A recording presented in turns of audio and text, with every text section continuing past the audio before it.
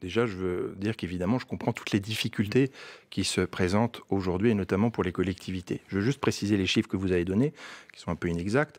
En loi de finances pour l'année 2017, préparée par l'ancienne majorité, ce sont 280 000 emplois aidés qui avaient été budgétés, contre 459 000 l'année précédente. Donc on avait déjà un gap très important. Aujourd'hui, le gouvernement a considéré que par rapport à une sous-budgétisation et à une surconsommation des crédits, on ne va pas être trop technique ce matin, mais qu'il manquait des emplois aidés. Et donc, le gouvernement a décidé de prendre ses responsabilités et d'augmenter cette enveloppe de 280 000 contrats aidés pour l'année 2017 à 310 000. Et donc, on aura 310 000 contrats aidés sur l'année 2017 avec ce surplus de 30 000 contrats qui ont été décidés par le gouvernement d'Édouard Philippe. Ensuite, la logique sur laquelle nous voulons vraiment revenir, c'est de considérer que l'emploi subventionné, que représentent ces contrats aidés, ce n'est pas vraiment efficace contre le chômage. Ça a toujours été d'ailleurs critiqué. On considère que ce sont des contrats qui sont précaires, que c'est inefficace, que c'est coûteux et que ce n'est pas un tremplin vers l'insertion professionnelle. Et je vous l'ai dit, notre credo, notre ligne de conduite, c'est l'emploi et c'est de faire en sorte qu'on puisse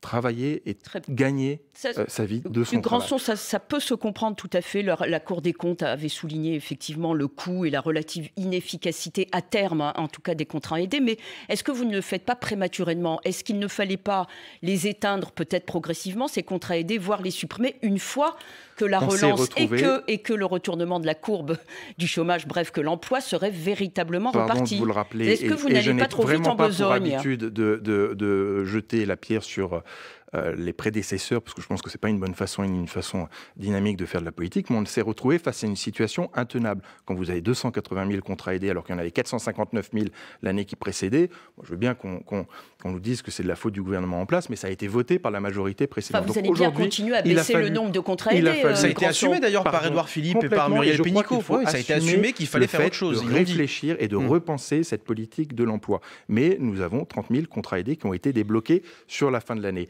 Et donc, aujourd'hui, la priorité pour nous, c'est de repenser le système et de considérer que plutôt que de subventionner des emplois précaires, il faut investir massivement dans la formation. C'est le sens du grand plan de formation et de compétences qui sera présenté par le gouvernement à l'automne. Et c'est comme ça qu'on va changer structurellement, mais avec des effets à long terme, la politique du logement à long terme.